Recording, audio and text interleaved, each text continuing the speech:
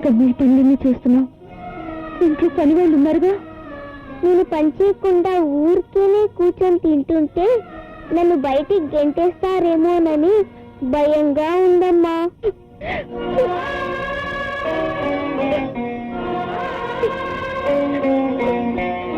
నన్ను బయటికి గెంటేస్తే రోజు నేను చూసే వీలుండదుగా.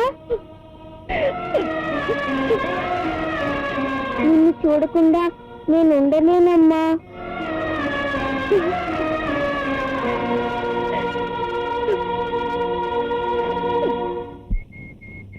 రండి బాబు రండి, మంచి తరం మించిన దొరకదు. స్టేషన్ క్లియరెన్స్, మీకేం కావాలో కొనుక్కోండి. తుపాకులా, యూనిఫారాలా, టోపీలా, బేడీలా, ఎనీథింగ్. ఆషాఢ మాసం సందర్భంగా గొప్ప తగ్గింపు ధరలు. రండి బాబు రండి. ఏంట్రా సౌండ్ చేస్తున్నావు? స్టేషన్ లో ప్రాపర్టీ అంతా కష్టపడి అమ్మేస్తుంటే ఏదో నీ అత్త ఖర్చులు పోయింది బాధపడతాయా? ఇంకా 2 తుపాకులు ఉన్నాయి, అమ్మేసి వస్తా. Hello hello, police control room. Hello hello, police control room. Yes, police control room. Over. నేను 1 టౌన్ పోలీస్ స్టేషన్ నుంచి అవేకల్లి స్పీకింగ్. Over over. నేను కంట్రోల్ రూమ్ నుంచి కళ్ళు కృష్ణారావు స్పీకింగ్. ఓవర్. సార్ ఇక్కడ ఎస్ఐ ధర్మతేజ కొత్త కానిస్టేబుల్ కలిసి పోలీస్ స్టేషన్ లో సామాన్యులు అమ్మేస్తున్నారు సార్. Over over. ఎగ్జాంపుల్ నుంచి అమ్మేస్తున్నారు. Over over. సేల్స్ ఇప్పుడే మొదలైంది, మీరు తొందరగా రావాలి, చాలా అర్జెంట్. Over over. నేను హాఫ్ సెకండ్ లో మీ వెనకాలకు వచ్చేస్తాను. Over over. హాఫ్ సెకండ్ లోనా? అంత ఫాస్ట్ గా వస్తాను సార్. Over over. ఓసారి వెనక్కి తిరుగు. Over over. వెనక్క ఏంటో రే, మా విషయాల గురించి కంట్రోల్ రూమ్ ఫోన్ చేసే రేంజ్కి వచ్చావా నువ్వు? నీ పని ఓవర్ ఓవర్. ఏంట్రా చూస్తున్నావు? ఎంత దారుణం సార్, పోలీస్ స్టేషన్ లో సామానంతా అమ్మేశారు. రేయ్, నాకు తిక్కరేగిందంటే స్టేషన్ లోనే డాన్స్ ప్రోగ్రామ్ పెట్టించేస్తాను. హలో, ఖాళీ పోలీస్ స్టేషన్ స్పీకింగ్. నిజమా? 10 నిమిషాల్లోనా? ఓకే ఓకే, మేము రిసీవ్ చేసుకుంటాం. అలాగే. ఏంట్రా? ఒరే మాణిక్యం, 10 నిమిషాల్లో ఇక్కడికి ఐజీ గారు వస్తున్నారు. ఐజీ గారు వస్తున్నారంత కూలుగా చెప్పావిట్రా, పారిపోతాం.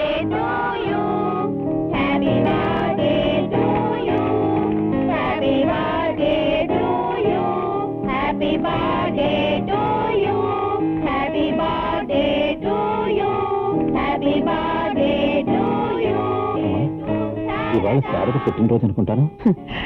నువ్వు అంతకన్నా అమాయకుండా ఉన్నావురా. అనాథ పిల్లలకి పుట్టినరోజు వేడుకలేమిట్రా? ఫోన్లేమ్మా, తన సరదా అలా తీర్చుకుంటోంది. ఊరు పేరు లేని దానికి పుట్టినరోజు సంబరాలేంటో సంబడం. మరీ ఇంత రక్షణ. కౌసల్య, అలా మాట్లాడుకో. ఇవాళ నిజంగా శారద పుట్టినరోజు. ఇది ఎప్పుడు పుట్టిందో నీకెలా తెలుసు? తిక్కు మొక్కు లేంది కదా. నాకు తెలుసు ఇవాళ శారద పుట్టినరోజు. అది ఎలా తెలుసు? ఇది అనాథ కదా. ఇవాళ శారద పుట్టినరోజు కాదు, నీకు పిచ్చి పుట్టినరోజు. కాదు, నీకు పిచ్చి, నీ మొగుడికి పిచ్చి, నీ అత్తకి పిచ్చి, నీ పిల్లలకి పిచ్చి. శారద అనాథ కదా. ఈ శారద ఎవరో తెలుసా?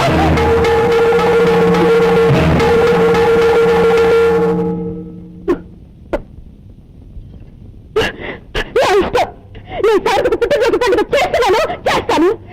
తప్ప ఎవరు కాదంటారు? ఈ రోజు చేస్తాను, రేపు చేస్తాను, ఎల్లుండి చేస్తాను. నువ్వు అనాథగా ఇంకో అనాథకి పుట్టినరోజు పండుగ చేస్తున్నావు.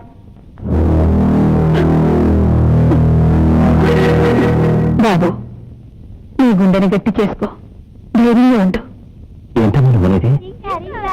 యానికి చేష్టలు చూస్తుంటే మళ్ళీ ఆమెకు మతి చెల్లించిందేమో అనిపిస్తుంది.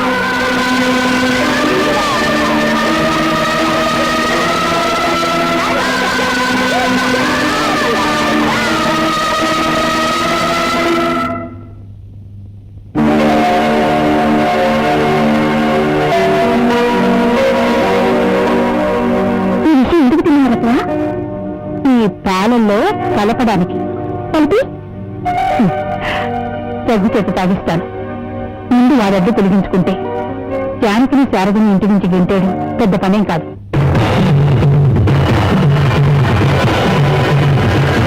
బాబు రఘునా, బయటకు వెళ్తున్నావు బాబు? టిఫిన్ కూడా చేయలేదు, కనీసం ఈ పాలైనా తాగి వెళ్ళు.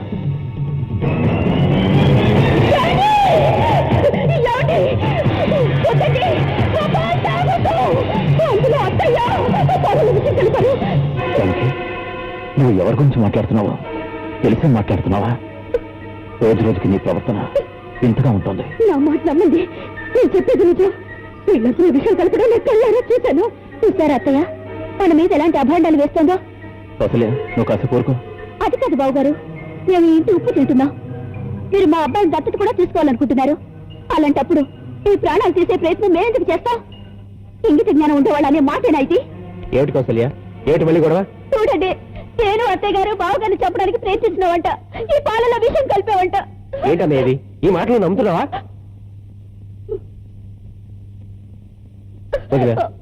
నేను సొంత కొడుకునైనా అన్నయ్యనే ఎక్కువ ప్రేమతో పెంచిందమ్మా. అలాంటి అమ్మే అన్నయ్యని చంపాలనుకుందా నువ్వంటే అసలు ఆ మాటే మా అమ్మ తట్టుకోగలదా? నీకు ఇష్టం లేకపోతే చెప్పు, మేమందరం బయటికి వెళ్ళిపోతాం. అంతేగాని మమ్మల్ని ఎలా నీటిగా మాట్లాడుకో. లేదు రవీంద్ర, ఈ పాలల్లో విషయం కలపడం నిజంగా నేను చూశాను. సరే, నువ్వు చూసావా? నువ్వు చూసావు కదా? అవును. ఇదేమన్నాయా రవి?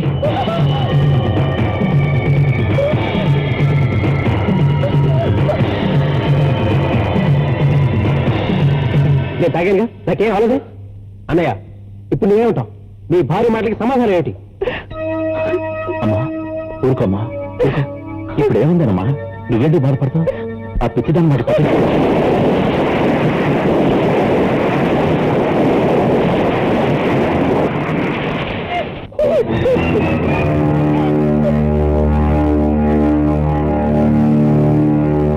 అమ్మా అన్నపూర్ణమ్మ గారు, దత్తత స్వీకారానికి ముహూర్తం చూడమన్నారు కదా.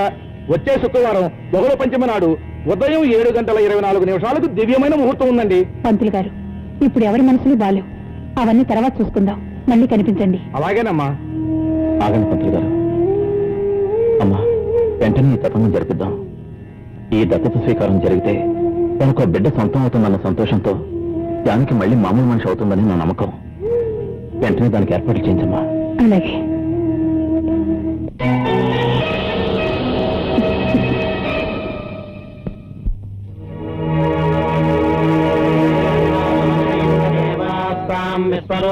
పశవో వదంతే స్థానో మందేశమోజందుహానారేణుర్వాగస్మానుపవిష్టదేదో సుమహోత్సవగృహంతో సుమహోత్తమస్తోపదేశకమస్తో దత్తత స్వీకార ఆరంభ మహోత్సవ సుమహోత్సవ శతమానం భవతి గతాయ.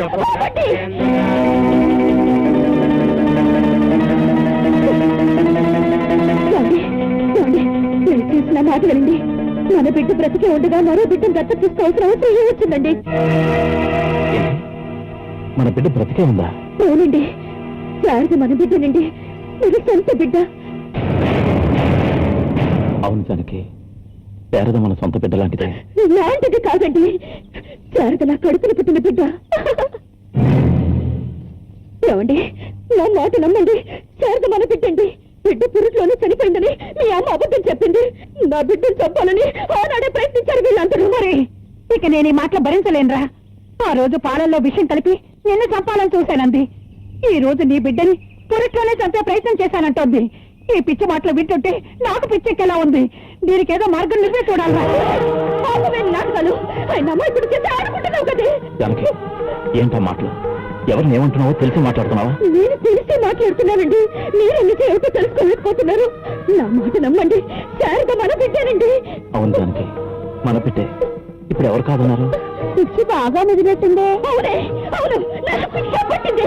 నాకు పిచ్చి పట్టడానికి కారణం ఎవరు? మీరు కాదు. నువ్వు ఈ రాక్షసి కలిసి పడిన పన్నాడు కాదు. నువ్వు ఈ నగరాన్ని కలిసి చేసిన కొట్ట కాదు. చెప్పవే, చూసావు పిచ్చేట్లు? వదిన మంచి కోసమే చెప్తున్నాను. వెంటనే మెంటల్ హాస్పిటల్ ఫోన్ చేస్తే మంచిది. ఎవరికి రప్పించి? ఎవరికి రప్పించి? నీకు పిచ్చి, నీకు డబ్బు మీద పిచ్చి, ఆస్తి మీద పిచ్చి. అందుకే కదరా అమ్మ కూతుర్ని వేరు చేశారు. జానకి, చెప్పకరా, అబద్ధం చెప్పకరా, నిజం చెప్పు. జానకి, నువ్వు ఊరుకో జానకి. లేదండి, వీళ్ళంతా అబద్ధం నేను చెప్తున్నారు. చూసుకుంటాను. అన్నయ్య, ఈ పిచ్చి నువ్వు భరించగలవేమో కానీ మా వాళ్ళ కాదు. నేనే ఫోన్ చేస్తాను. నాకు పిచ్చి కాదండి, నేను పిచ్చిగా మాట్లాడతలేదండి. మీరైనా నన్ను అర్థం చేసుకోండి. అలాగే అలాగే జానకి, నాకంతా అర్థమవుతుంది. నువ్వు చెప్పేదంతా నిజమే. Please please please. నీకెలా చెప్పాలో నాకు అర్థం కావడం లేదండి. శారద మన బిడ్డేనండి, శారద మన బిడ్డే. ఎందుకండి, నన్ను నమ్మండి. వాళ్ళు చెప్పేదంతా అబద్ధమండి. శారద మన బిడ్డేనండి. ప్లీజ్ అండి, నన్ను నమ్మండి, నన్ను నమ్మండి.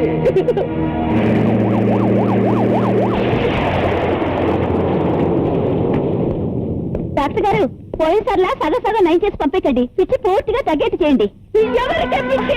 ఎవరికి పడుతున్నావు? తీసుకెళ్ళండి.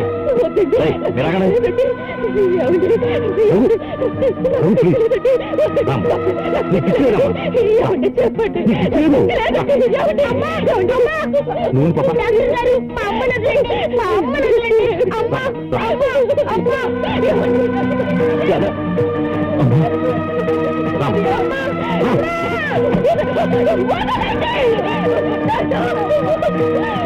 భగవంతుడా, ఇప్పుడు మనిషి ఆడుకోవడం సరిగానే విన్నాడు, కానీ అన్ని ఆటలు నాతోనే ఆడుకోవాలా? లేదు, ఇక నువ్వే నన్ను కాపాడాలి. ఆ అమ్మాయి చెప్పిన ప్రతి అక్షరం నిజం. రఘుబాబు, ఈ పాప ఎవరో కాదు, నీ కన్న బిడ్డ.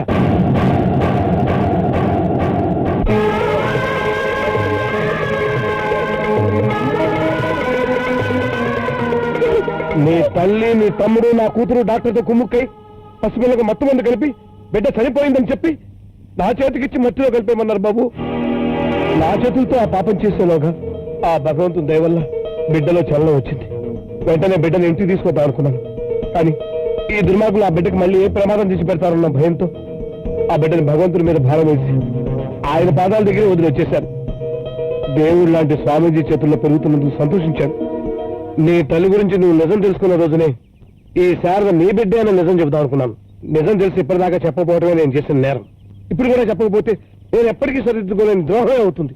ఇదంతా అబద్ధం. నోరు మీరు చిన్న బాబు, ఆస్తంతా నా కూతురికి దక్కే అవకాశం ఉన్నప్పుడు అబద్ధం చెప్పాల్సిన అవసరం నాకేముంది? రఘుబాబు, చనిపోయి మీ నాన్నగారు ఆత్మసాక్షిగా చెప్తున్నాను. నేను చెప్పేది నిజం బాబు, నిజం.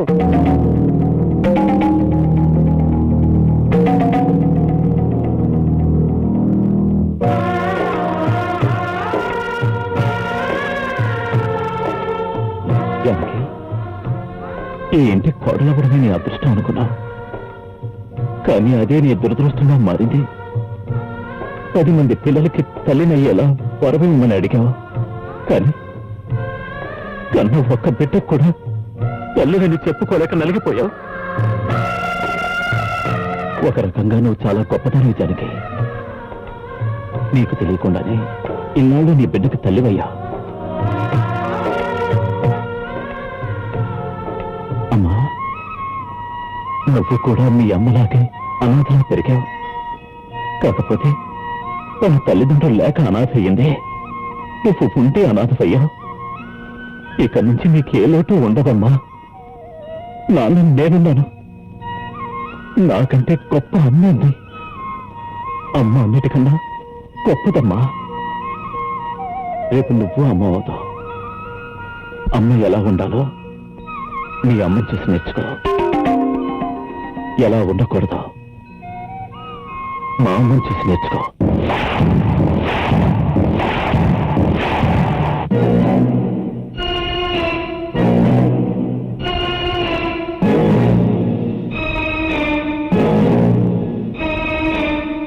అమ్మా, ఎందుకు చేసావమ్మా ఈ పని? ఎందుకు చేసావమ్మా ఈ పని? ఎందుకు చేసావమ్మా ఈ పని? ఎందుకు చేసావమ్మా ఈ పని? నా కన్న తల్లి ఎవరో నాకు తెలియని స్థితిలో 5వ నెలలో ఉంగా అంటూ నీ ఒడిలో చేరిన నా అంగిట్లో ఏ వడ్లకించో చిల్లేడు పాలో పోసేస్తుంటే ఈ పరిస్థితి వచ్చేది కాదు కదమ్మా.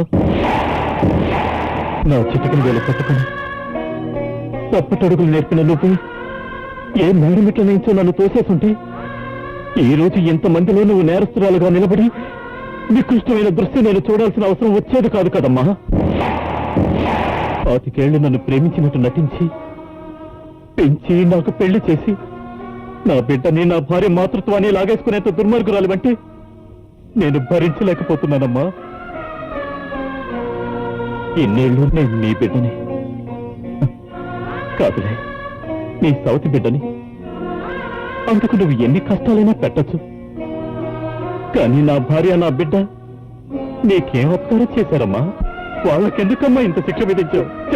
చెప్పమ్మా, చెప్పు.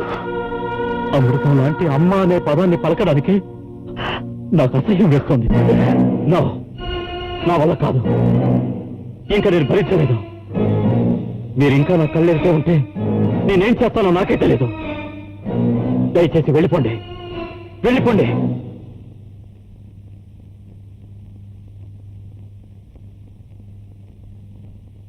బాబు, కన్న ప్రేమ నా కళ్ళు కప్పేసింది. నా పేరు తెంచుకుని పుట్టాడన్న ఒకే ఒక స్వార్థంతో కన్న తల్లి కంటే ఎక్కువగా చూసుకుంటున్న నీలాంటి ఉత్తముడికి అన్యాయం చేశాను.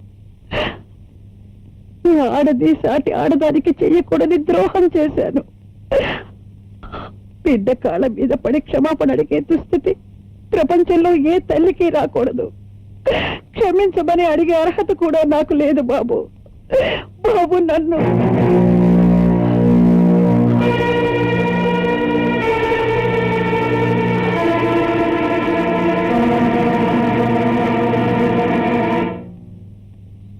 డాడీ, మీ అమ్మ వెళ్ళిపోతుంది డాడీ. పిలువు డాడీ, పిలువు డాడీ, ప్లీజ్ డాడీ. మా అమ్మ నాకు దగ్గర చేయటానికి నువ్వు మీ అమ్మని దూరం చేసుకోకు డాడీ. అమ్మా, నానమ్మ వెళ్ళిపోతుందమ్మా, నువ్వైనా పిలువమా, ప్లీజ్ మా, నువ్వైనా పిలువమా. ఆగండి, ఎక్కడికి వెళ్తున్నారు? వెళ్ళమంటానికి ఆయన ఎవరు, వెళ్ళటానికి మీరెవరు? ఈ ఆస్తి ఎవరిది? రావు బహదూర్ సర్వారాయుడు గారిది. ఆయన ఎవరి పేరున రాశారు? ఆయన మనవరాలైన నా పేరున. అంటే ఈ ఇంటి యజమానురాలుగా చెప్తున్నాను. మీరు ఎక్కడికి వెళ్ళటానికి వీల్లేదు. లోపలికి రండి.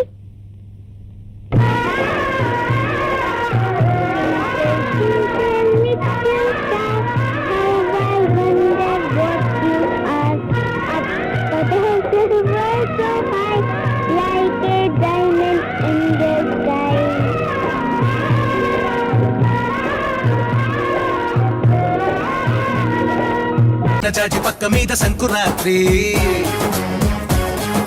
మొగుడు పెళ్ళాలుగా మొదటి రాత్రి, పెదవులు అడిగిన రుచి రాత్రి, కౌగిలి అడిగిన కసి రాత్రి, కవ్విస్తున్నది చలి రాత్రి, కవ్విస్తున్నది చలి రాత్రి. సన్నజాజి పక్క మీద సంకురాత్రి,